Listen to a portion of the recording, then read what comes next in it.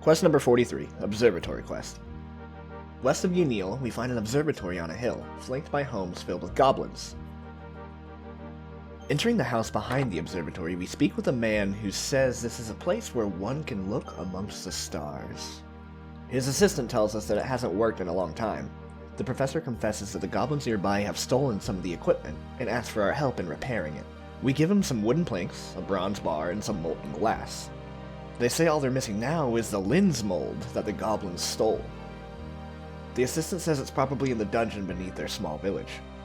In the winding maze-like dungeon, we find the lens being used as a soap pot in their kitchen. We try to enter the kitchen, but it's guarded by a sleeping goblin. We wake him up, which enrages him, and he attacks us. We kill him and try to open the gate, but it's locked. The guard didn't have a key on him. I start searching the various chests scattered around the dungeon. Some have poisonous spiders, some have nothing, but this one has a key. The key lets me in the kitchen after killing the replacement guard.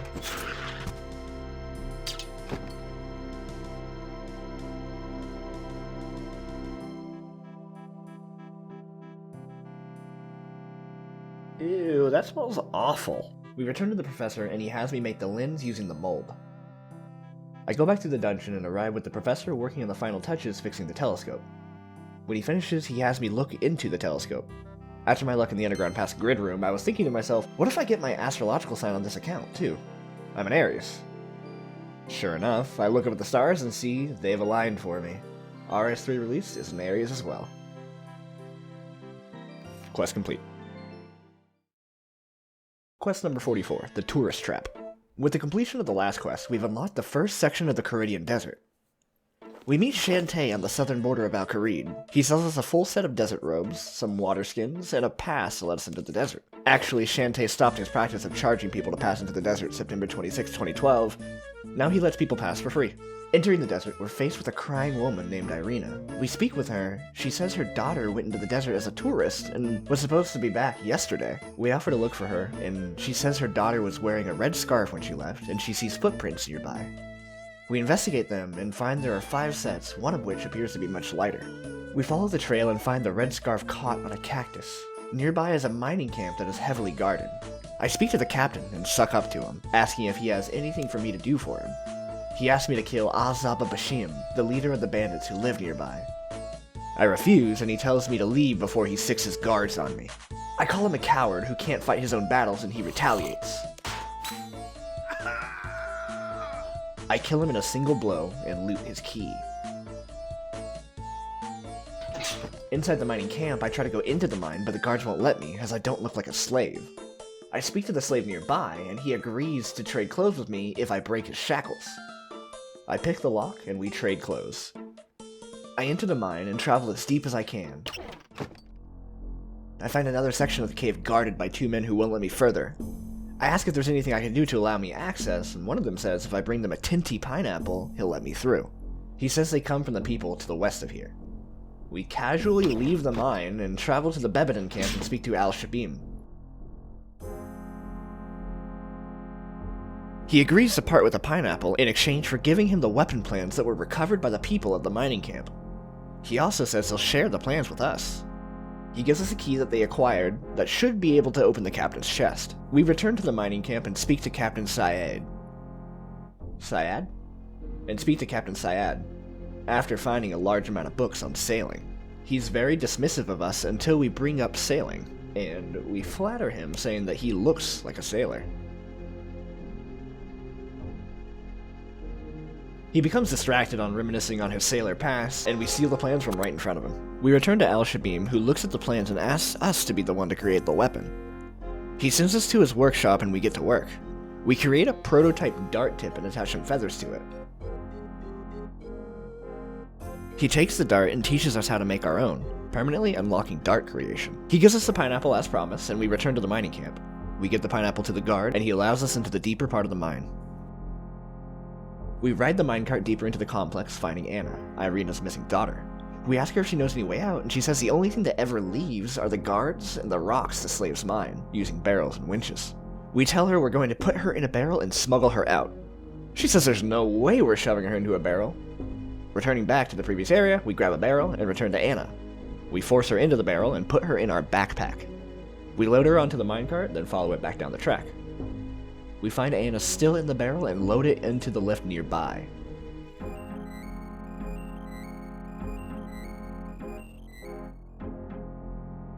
We place Anna into the nearby cart and speak to the driver. Are you trying to get me fired? Fired? No. Shot? Perhaps.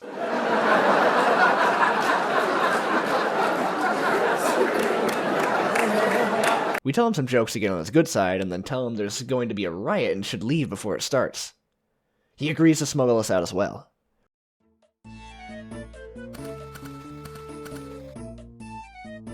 We take the Anna barrel and return to Irina. Anna rewards us with a wrought iron key that gives us full access to the mining camp, and Irina rewards us with agility XP. Quest complete. Quest number 45, Watchtower. On the wall of Yanil, we find a watchtower. We sneak up to the top floor and find a group of wizards. We speak to the one with the largest hat, and he tells us the watchtower isn't working, as their ancient spell designed to ward off ogres has failed. The 4 crystals that have been powering it have been stolen. He asks us to find out how. We search the nearby bushes and find some strange fingernails.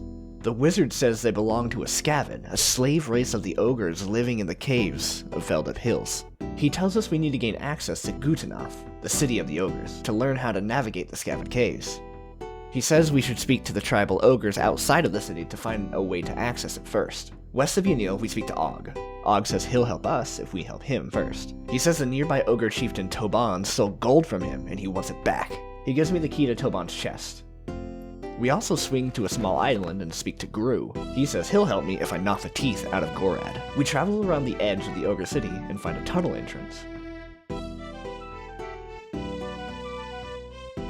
We follow the winding tunnel and arrive on a small island. We find Toban and his chest. We loot it and find the gold bar. We also find Gorad. We tell him we're here to knock his teeth out. Using our dragon longsword, we knock his teeth out. And his bones. We speak to Toban and he tells us he'll help us get into the city if we bring him the bones of a dragon to prove our might. We give him the dragon bones we happen to be carrying and he gives us a piece of a statue. We return to Gru and give him Gorad's tooth. He gives us one of the 4 crystals we're looking for that he stole from Gorad, and another statue piece. Finally, we return the gold to Og, and he gives us the 3rd statue piece. We return to the Watchtower Wizard, and he assembles the statue. We go to the gates of Gutanoth and give the statue to the guard. He tells us it's the statue of Dalgroth, and allows us in as a friend of the ogres. We go to the marketplace and steal a rock cake, a useful tool for later. We head down the path and find 2 more guards. We ask to go past them, but they refuse unless we give them some food from the market. He lets us through after I give him the rock cake I just stole. Proceeding onward, another guard stops us from jumping over a hole in the bridge suspended over lava, until I pay him 20 gold. Finally, we reach the end of the path and speak to the guards. We tell him we need passage into the Scaven caves. He gives us a riddle to answer first, for some reason. The answer to the riddle is a death rune, which we give him. He gives us his map of the Scaven caves. We make our way out of the city and venture into the caves. We find a Scaven who begs us not to hurt it. We tell it that we need the items it stole back. It says it doesn't have them, and we say we won't hurt it. It tells us that the mad Scavens have the items we're looking for in the cave located inside the city. It says we'll need to learn their language in order to get them to communicate with us. It offers to help, but an ogre shaman teleports in and beats the Scaven before it can. It instead tells us a few common words and tells us to speak with the other Scavens to learn more. We travel to 4 other caves, responding to the Scavens inside in their own tongue. We return to the scared Scaven, and he tells us we practice enough to speak with the mad Scavens.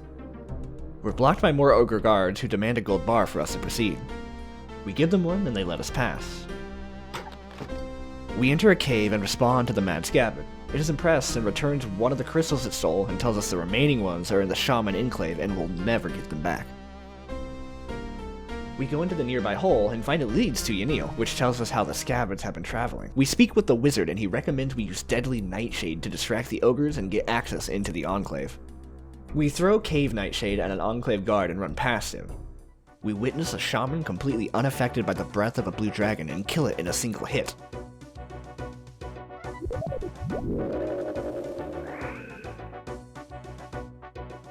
We run past all the monsters and return to the wizard and tell him what we just saw.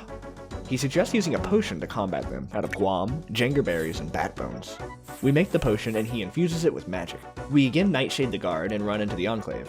We use the potion on each of the shamans, and they melt in front of me.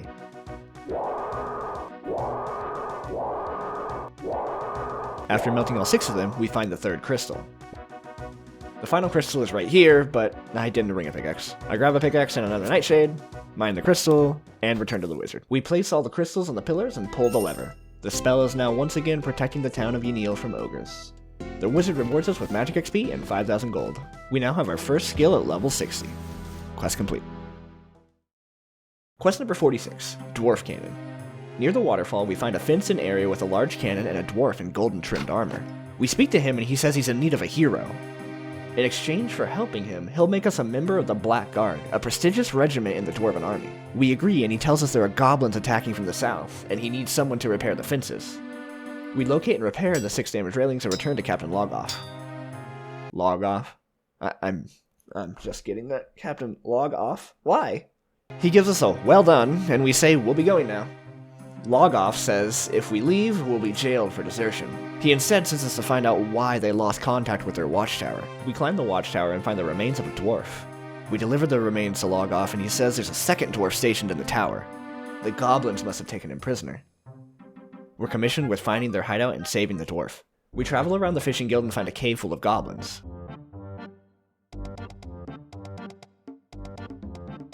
We run past them and find a storage area. Inside one of these crates, we find a young dwarf.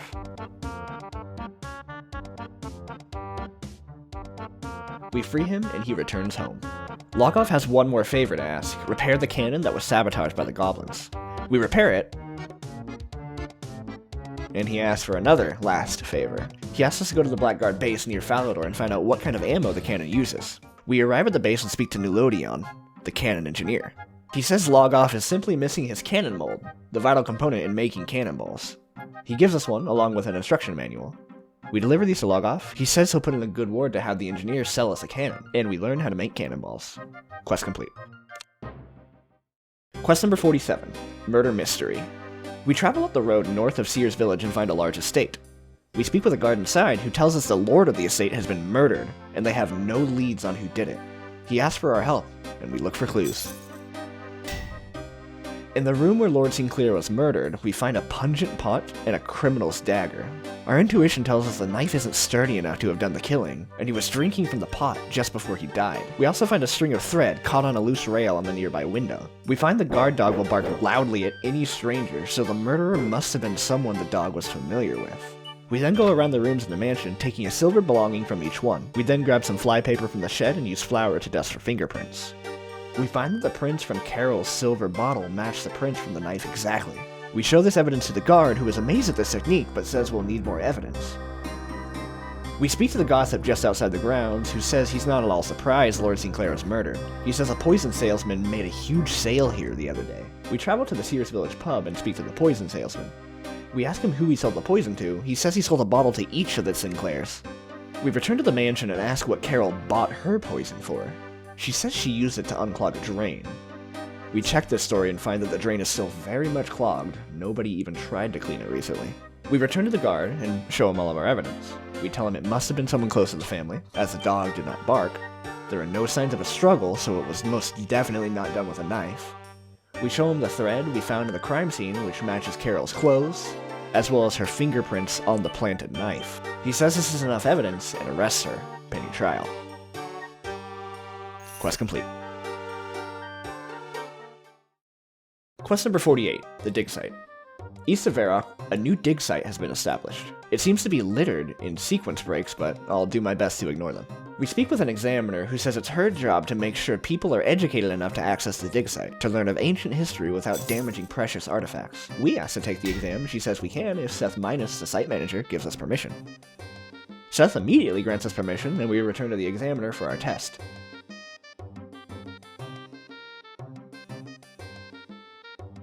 We get every single question horribly wrong. She recommends I speak with the researchers and other students for help with studying.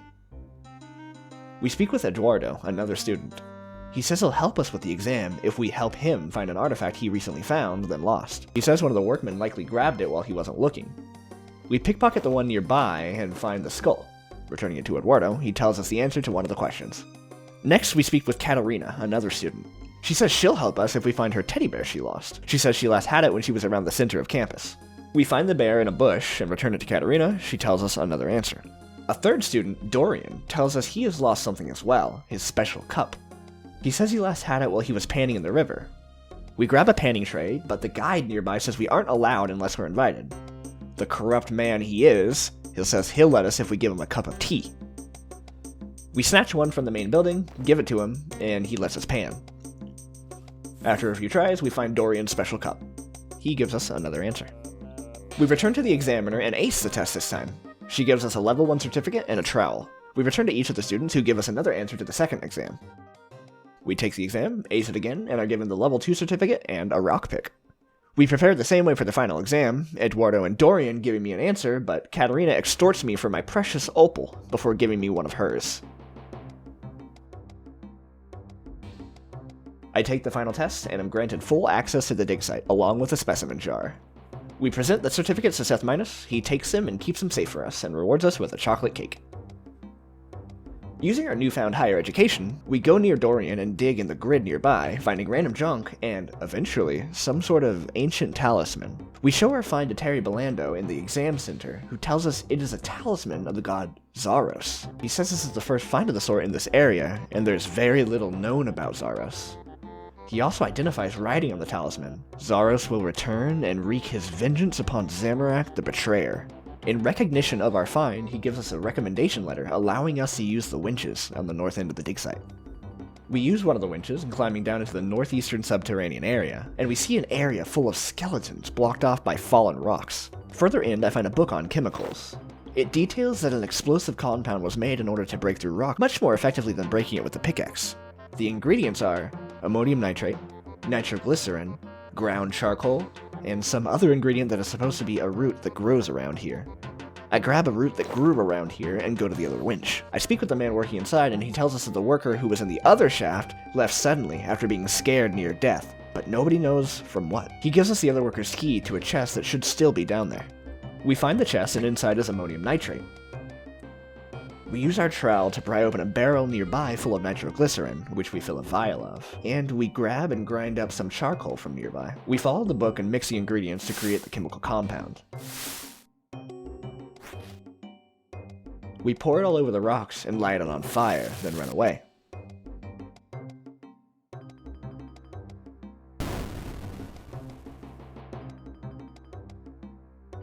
We enter the chamber of skeletons and find a stone tablet in the center, which we take. The tablet says, "Tremble, mortals, for Zaros shall return." We turn in the now second ever discovery of Zaros here to Terry. Quest complete. Quest number 49, Gertrudes Cat. We enter a home just outside of Varrock and speak with Gertrude. She says her cat Fluffs has been lost. She says if we bring her cat back safely, she'll give us a cake and a kitten. She recommends we speak with her son, Shiloh, and Willow. We find them in the Varrock marketplace. Willow says Fluffs followed him to a super secret hideout, and he hasn't seen her since. They'll tell me where the hideout is if I pay them 100 gold. I pay them the money, they tell me their hideout is in the lumber yard, northeast of town. I go to the lumber yard and find Fluffs up a ladder. I try to pick her up, but she scratches at me. I give her some milk, which she happily drinks up, and try again. She still claws at me, so I try to feed her a sardine, seasoned with a dougal leaf. She loves it, eats it up, but she still claws at me. Then we hear kittens meowing nearby. We find 3 kittens trapped in a crate. We return them to Fluffs, and they all run home.